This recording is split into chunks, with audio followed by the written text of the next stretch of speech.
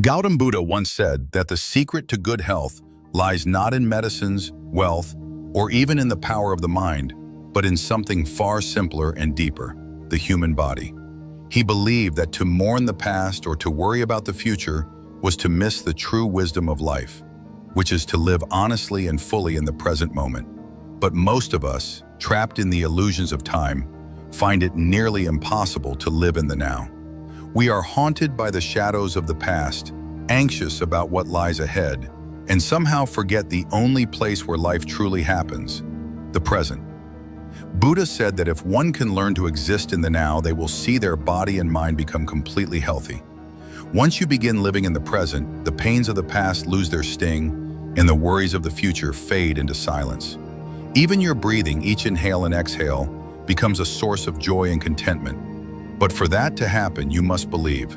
And if you do, then listen closely, because the story you are about to hear is not just about a man named Rohan, but about all of us.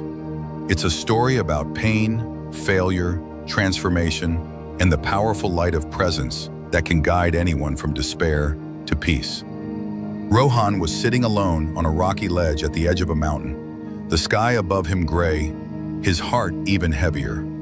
His face was streaked with tears, his eyes empty, and the world around him quiet, save for the occasional gust of wind. He wasn't there for the view. He wasn't there for solitude. He had come with the intention of ending everything, his pain, his failure, his very existence. Just as he was about to lean forward, a voice called out. A Buddhist monk, wrapped in simple robes, happened to pass by. Without asking for permission or showing fear, the monk approached and sat down beside him. For a moment, neither of them spoke. The silence stretched like the sky above. Then the monk said gently, "Are you still deciding, or have you made up your mind?" Startled, Rohan looked up and said with irritation, "If you think I've come here to jump and end my life, then yes, you're right. But it's none of your business. It's my life. I can end it if I want to." The monk, unbothered, looked at him calmly and said, "Then what good does it do to cry here? If your decision is final, why the tears?" His words cut through Rohan like a blade, and in response, he snapped, "Look, monk, I'll do what I came here to do. I don't need you telling me what to feel, just leave me alone." But instead of leaving, the monk smiled gently and asked, "Tell me, have you left everything behind? Do you carry anything with you?" Rohan's frustration deepened. "I've left everything. I have nothing. That's why I'm here. What's the point in living if there's nothing left to lose?" The monk paused and then said something strange. "Then why are you carrying this burden on your head?" Bewildered, Rohan looked around. "What burden? My hands are empty. I've got nothing." The monk looked in his eyes and replied, "Your breath isn't even flowing properly. You've come here to cry and die, yet you carry so much. A man with truly nothing doesn't cry. He feels light." Rohan felt the words twist in his chest like a key unlocking something long forgotten. "What are you saying?" he demanded. "What burden?" The monk's voice remained calm. "Have you ever looked within? Do you know the weight you carry in your mind? The regrets, the shame, the guilt? How long will you let these invisible weights crush you? Unload them, leave them here, free yourself." And in that moment, something inside Rohan cracked, not in despair, but in recognition. He fell to his knees, tears streaming down his face, and clasped the monk's feet. "No one," he said, sobbing, "no one has ever said this to me. Not my family, not my friends, but you see me." The monk helped him to his feet, and Rohan, filled with sudden hope, pleaded, "Can you help me? Can you solve my problems?" The monk's response was simple. "Where is your problem?" Rohan frowned. "At home. That's where everything started. Come with me and see." But the monk shook his head and said, "Your problem is not at home. It's within you. You left your home, your family, and came all the way to this mountain. If the problem was at home, it should have stayed there. But you brought it with you, didn't you?" The realization hit Rohan hard. He had never thought of it that way. The monk continued, "Until you solve what's within, you'll see problems everywhere you go. Your home didn't bring you here. Your thoughts did." Rohan sat silently, listening as if hearing language for the first time. "You're right. he said eventually. It's me. I'm the one who fails. Everything I touch falls apart. I'm unlucky. I tried to start a business with money my family gave me. At first it worked, but soon it failed. My family turned against me. They blamed me. They called me useless. My own friend, he started a business too, and his is thriving. He comes to my house, flaunts his success, and my family compares me to him. Every word he speaks feels like a knife. I tried again with a loan. I failed again. Now my house is mortgaged. I have nothing left. The monk listened without interrupting, then asked quietly, "Do you know why your friend comes to you?" Rohan's voice turned bitter. "To belittle me, to remind me of how much I've failed and how much he's succeeded. He comes to make me feel small." The monk raised his eyebrows. "So tell me, does his success make you sad?" Rohan nodded. "Yes, I feel jealous. I regret everything. His success hurts me." The monk looked deeply into Rohan's eyes and said, "Then your happiness depends on your friend. If he fails, you'll feel better. If he succeeds, you'll suffer. That means he controls your emotions, not you. You are a slave to him. If he wants, he can make you happy. If he wants, he can make you cry. And as long as someone else controls your..." Rohan's breath caught in his throat. "But I wanted to take care of my family. I worked hard for them. I tried to make them proud. Is it wrong to want your family to be happy?" The monk smiled again, not mockingly, but with kindness. "No, it's not wrong. But why do you say you did it for them? You did it for yourself, because their happiness makes you feel good. That's not selfish, it's human. But when you think you're sacrificing for others and they don't acknowledge it, you suffer. You feel betrayed. But if you know you're doing it for your own peace, your own joy, then you don't need anyone's praise. You are your own source of happiness, and in that, there is real power." The wind blew softly across the quiet mountain as Rohan stood with his eyes closed, the monk's words still echoing in his heart like a distant chant. His breathing had grown calmer, slower, as if each breath were a thread slowly unraveling the tangled knots of his inner world. He walked down from the cliff, not as a man defeated, but as someone who had glimpsed something sacred, something that couldn't be bought, inherited, or stolen. The monk had not only heard his pain, he had understood it. Rohan had carried his sorrows like a heavy backpack for so long that he had forgotten what it felt like to stand tall. But now, something had shifted. The monk had not offered him pity. He had offered him a mirror. And in that reflection, Rohan saw not the broken image of a failed man, but the possibility of someone who could rise. With trembling hands, he held the little box the monk had given him. He didn't open it. He didn't feel the need to, not yet. It was enough to know that something waited inside for a time when the world would go dark again. That alone gave him strength. When he returned to the village, people stared at him, some in pity, others with disdain. But he had changed. Their opinions no longer defined him. He went back to his modest home, knocked gently on the door, and when his mother opened it, her expression shifted from surprise to silent relief. Without a word, she stepped aside. He walked in, not as someone seeking forgiveness, but as someone who was finally ready to begin again. Days turned into weeks. Rohan worked hard, not with the desperate urgency of someone trying to prove himself to the world, but with the calm focus of someone who had made peace with failure. He cleaned out an old storage room and turned it into a tiny workspace. This time he didn't rush, he planned every step with care. He didn't seek large profits or instant rewards. His goal was simple: to do things right and keep showing up, no matter what. And slowly his business began to grow, not explosively, but steadily. He mended relationships with his family, not by apologizing for every mistake, but by showing them through his actions that he had changed. And the success did come, unexpectedly, like the first monsoon after a scorching summer. His products caught the eye of a few vendors, and soon he had loyal customers. Then, one day, he was invited to a business meet where he had the chance to share his story. As he spoke, people listened, not to a tale of overnight success, but of a man who fell hard, got up slowly, and walked with intention. The audience applauded not his achievements, but his honesty. But as the monk had said, time changes. The seasons shift whether we want them to or not. Just when everything seems stable, news came that a neighboring kingdom had attacked. Chaos followed like a shadow. Businesses shut down, markets crumbled. Rohan's hard-earned peace was shattered in an instant.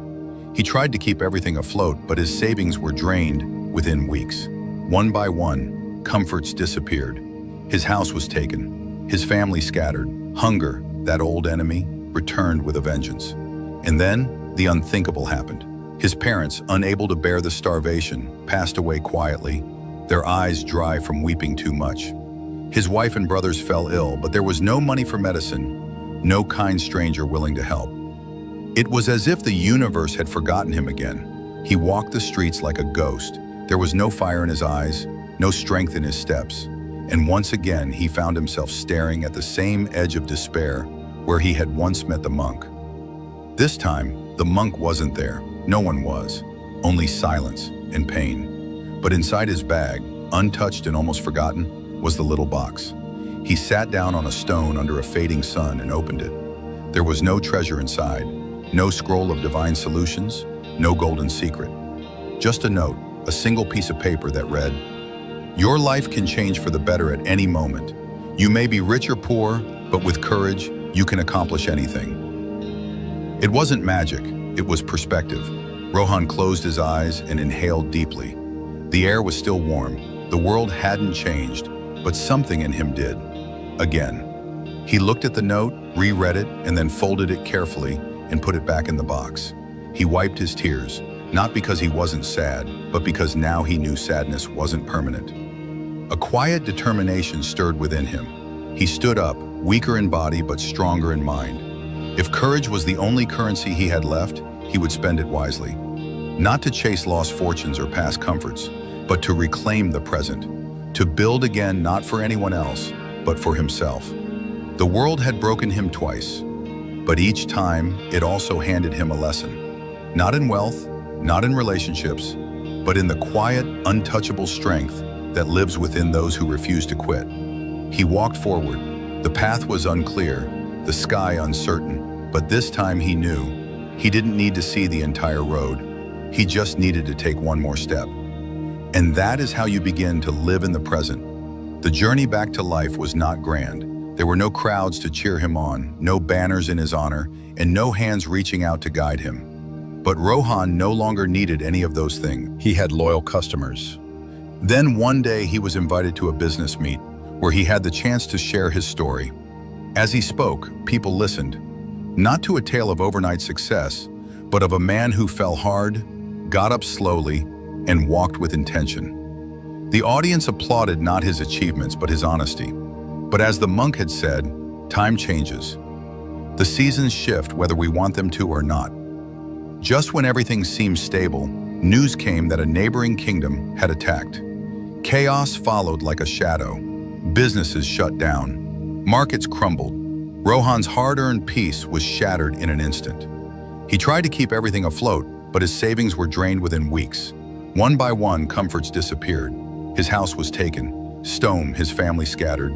Hunger, that old enemy, returned with a vengeance. And then, the unthinkable happened. His parents, unable to bear the starvation, passed away quietly, their eyes dry from weeping too much. His wife and brothers fell ill, but there was no money for medicine, no kind stranger willing to help. It was as if the universe had forgotten him again. He walked the streets like a ghost. There was no fire in his eyes, no strength in his steps, and once again, he found himself staring at the same edge of despair where he had once met the monk. This time, the monk wasn't there. No one was. Only silence and pain. But inside his bag, untouched and almost forgotten, was the little box. He sat down on a stone under a fading sun and opened it. There was no treasure inside, no scroll of divine solutions, no golden secret, just a note. A single piece of paper that read, "Your life can change for the better at any moment.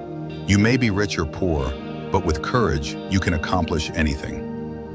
It wasn't magic, it was perspective. Rohan closed his eyes and inhaled deeply. The air was still warm. The world hadn't changed, but something in him did. Again, he looked at the note, reread it, and then folded it carefully and put it back in the box. He wiped his tears. Not because he wasn't sad, but because now he knew sadness wasn't permanent. A quiet determination stirred within him. He stood up, weaker in body but stronger in mind. If courage was the only currency he had left, he would spend it wisely. Not to chase lost fortunes or past comforts, but to reclaim the present, to build again, not for anyone else, but for himself. The world had broken him twice, but each time it also handed him a lesson. Not in wealth, not in relationships, but in the quiet, untouchable strength that lives within those who refuse to quit. He walked forward. The path was unclear, the sky uncertain. But this time he knew he didn't need to see the entire road. He just needed to take one more step. And that is how you begin to live in the present. The journey back to life was not grand. There were no crowds to cheer him on, no banners in his honor, and no hands reaching out to guide him.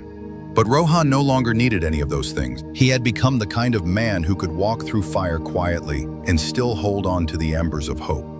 With only a small bundle of clothes, a worn pair of sandals, and the box the monk had given him, he began again, this time not in the pursuit of success or approval, but in search of peace. He traveled from village to village, offering help where he could. If someone needed their roof repaired, he'd climb up without complaint. If a family had lost their livestock, he'd help gather wood or draw water in exchange for a warm meal. People began to notice something different about him. There was a stillness in him, a rare kind of strength that didn't come from wealth or position, but from having nothing and still choosing to give. Rohan had stopped expecting anything from the world, and in doing so, he began to receive more than he ever imagined. A small farming community took him in. They gave him a tiny corner of land and a small hut that had been abandoned long ago. He began to grow vegetables, not for trade or wealth, but for nourishment. With each seed he planted, it was as if he were also planting a piece of his soul into the earth. The soil didn't care about his past failures or his scars. It responded only to care, consistency, and time. And slowly, the land gave back. One day while he was watering the plants, a young boy came running to him with a sick goat. Rohan didn't know much about medicine, but he remembered an old remedy his father used to use. He treated the goat and stayed by its side all night. When the goat recovered, the boy's mother wept in gratitude. They offered him a few silver coins, but he refused. Their joy was enough. The story of the quiet farmer who helped people began to spread. Soon he was known not for the riches he had lost or the empire he had once tried to build, but for the kindness he shared and the calm he carried. When people came to him with complaints about their lives, broken relationships, failed businesses, betrayals, he didn't preach, he listened. And sometimes he would share the story of a man who had once stood on a mountain, ready to end it all, only to find a monk who gave him a simple box. He never revealed what was inside, only that the box had saved his life, not once, but twice. Over time, more people came, not for his crops or help, but just to talk, to be near someone who had seen the worst and still chosen to live gently.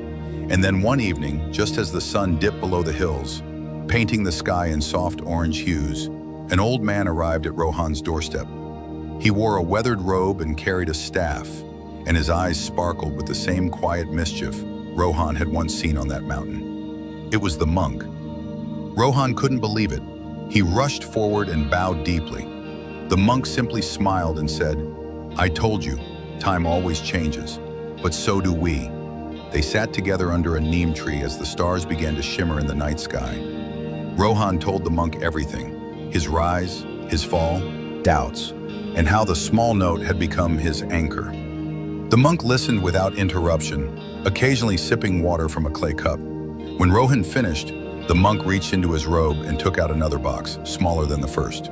He handed it to Rohan and said, "This one is not for you. This is for the next person who forgets how to breathe." Rohan understood without needing to ask. Life had come full circle. He had become the monk, not in appearance, but in essence. He had become someone who could see pain and not flinch, who could guide without pride, and who had learned the deepest truth of all, that real peace comes not from escaping life, but from walking through it with awareness. As the monk prepared to leave, he turned and asked, "Tell me, Rohan, do you still fear the past or the future?" Rohan smiled. "No, I live in the breath I'm taking now." The monk nodded in approval and walked away, his figure fading into the night. That night, Rohan placed the new box on a shelf in his hut, and in his heart he made a silent vow. If ever he found another soul ready to fall, he would pass it on, not just the box, but the story.